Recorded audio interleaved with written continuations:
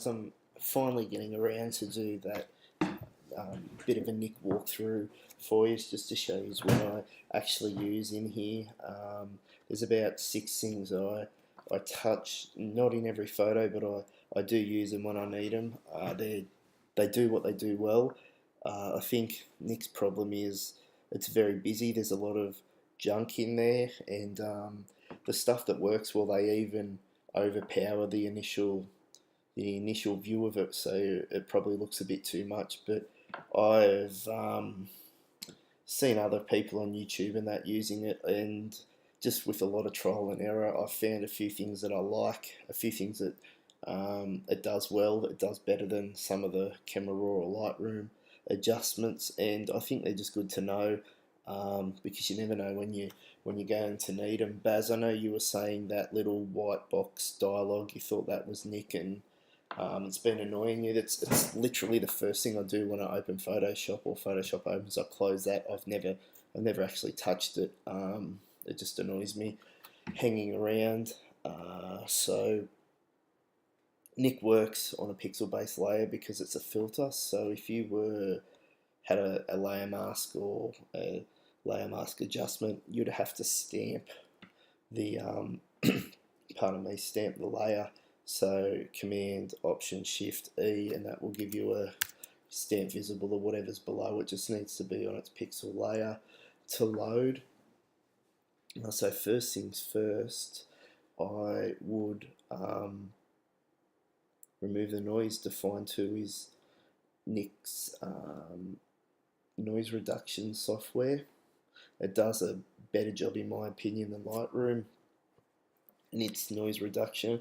I don't know if you can see on the screen, but it's quite a quick photo. I would have been at ISO 100, probably 0.8 of a second. There is some artifacts in the sky. It's cleaned it up nicely, but what I think it does a better job is retaining detail in the shadows when it's removing noise than what Lightroom or something else does. So for a quick fix, it's a pretty good button to press. I usually do that at the start. I guess you could do it at the end, but it's probably the first thing I do. Now the thing with Nick is, if you're trying to work non-destructively, you're going to have to be stamping layers to get the filter up. So it's usually good to do adjustments on pixel-based layers early in the workflow or near the end. So if you need to go back and modify something that you've done, you actually have access to it, and it hasn't been stamped, and you're not having to redo things again and again. So in saying that, everything else I use other than a bit of sharpening at the end is in Color Efex Pro 4. So you've got a few tabs here at the top left. Everything bar one I personally use is in landscape. Then there's one other that's not. So the first one, it's actually the filter I use the most in Nick, is tonal contrast. So this is what I was saying earlier. It just looks absolutely crazy compared to what the image was with its default settings. So I use this in conjunction with an Orton effect. So I will be blurring something with a Gaussian blur, which takes a bit of detail away but softens, and then I feel the tonal contrast comes through and just brings that detail that I've lost back a little bit. So my default is 8, 8, 8, 8 and 0 on the saturation, and for me, it's a pretty good base. Again, you could tweak depending on what you got, some fairly sharp dark shadows and stuff like that there. Tweak those numbers as need be. Shadows and highlights, there's a slider to add contrast in both of those. I don't touch them. I haven't needed to touch them, but feel free to play around with them, I guess. So to add this filter to your workflow, you would then press OK. You can actually stack filters, so You can add another filter and then, for instance, put something else on top of your tonal contrast, which you've just done. 9 times, I don't know why you'll do that, because 9 times out of 10 I'm actually painting a filter or an effect into somewhere. So except for this one, which I do actually leave globally, I do usually just do things for specific areas of the photo. So yeah, I don't see the point of adding filters on top of each other when you've got layers in Photoshop. So if I wanted to keep that, I'd click OK. It would then load in. The next one I would use, used to use this a lot. Sometimes used to use it twice on top of each other, and it's pretty funny. It's Detail Extractor. So Detail Extractor, again, at its default come up, has a very like HDR, tone mapped, just crazy intense look, just way too much. I personally drop this to 4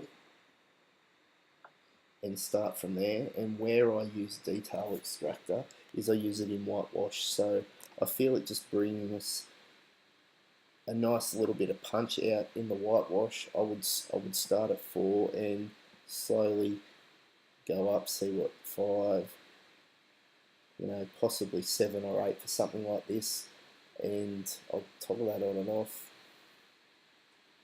Yeah, it's just brought a little bit of detail out in all that.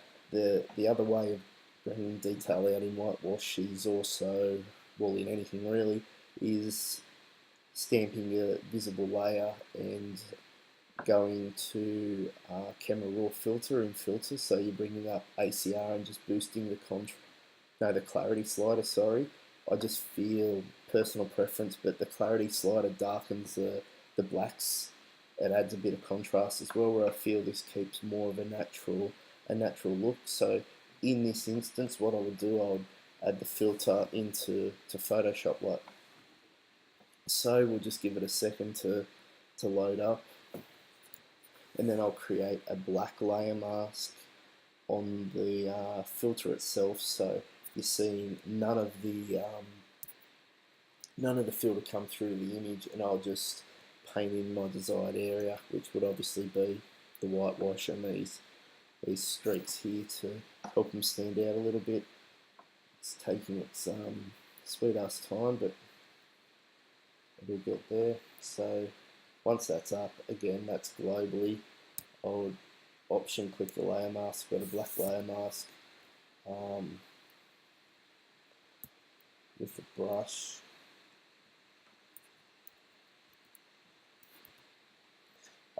100% opacity, just because it's for a video, and real quick and nasty with the layer mask looking like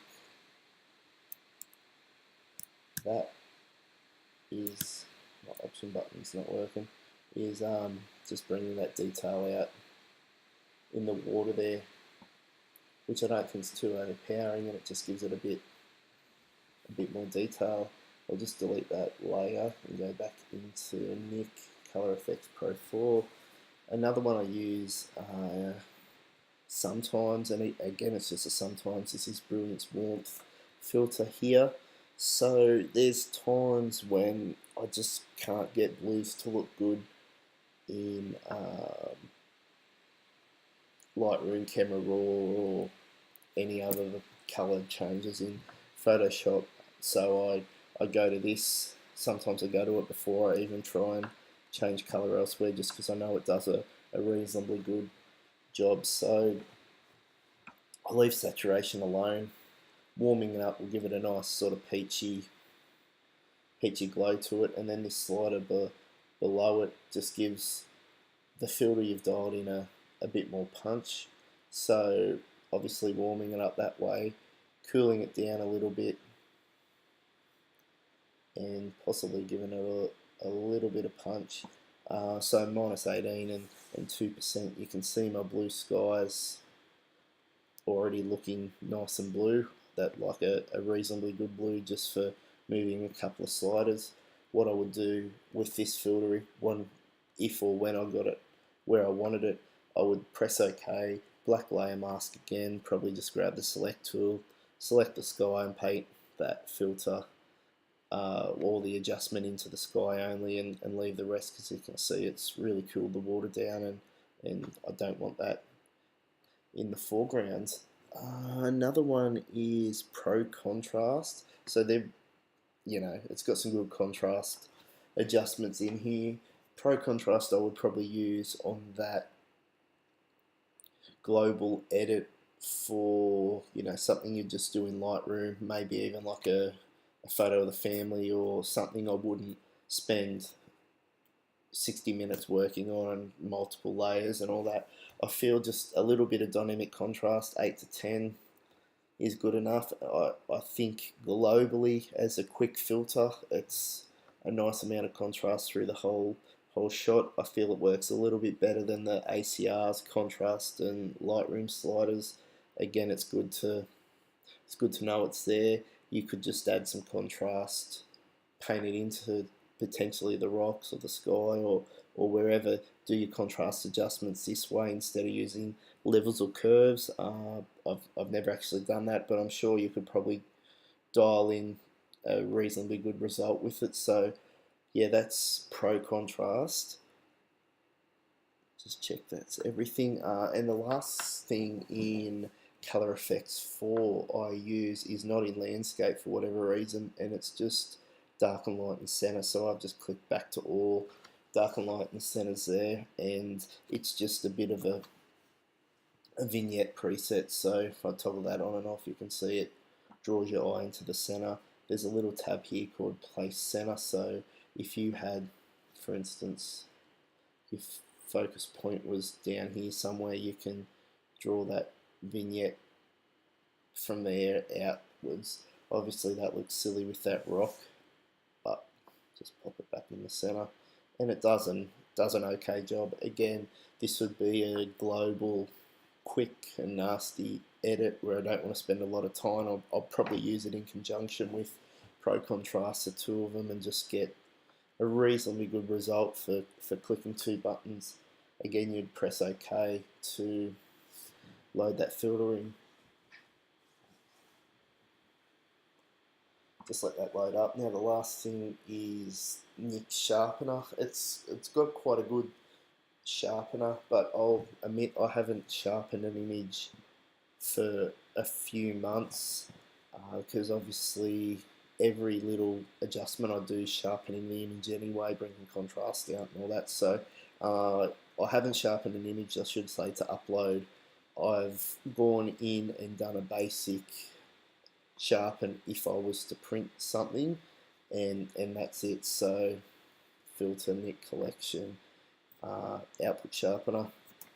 It's again like the Define 2, the noise reduction. It's just got I feel a good preset, a better than the Lightroom. I'll just add that in, a better than the Lightroom one. I feel it does what it has to do well. It's got a good algorithm behind it, and I very, very rarely see halos or drastic halos from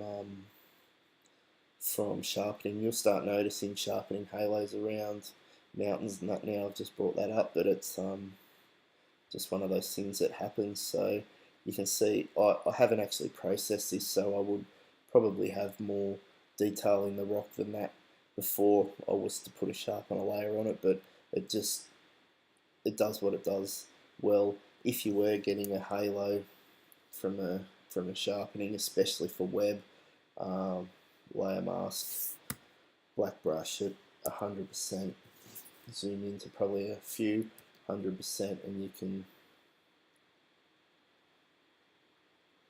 remove your halo if you have one, but you're going to be softening your edge as well. So everything's a trade-off. So that's my quick Nik walk flip through what I use.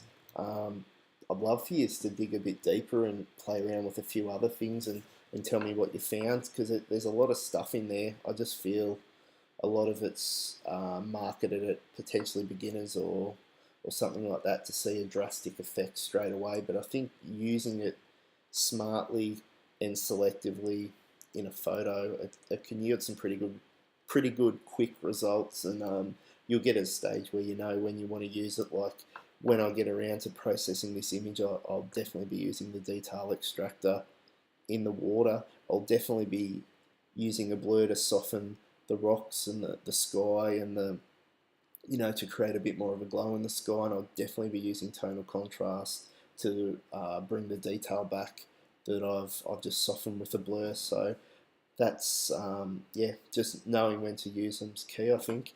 Anyway, let us know what you think, and I'll talk to you later.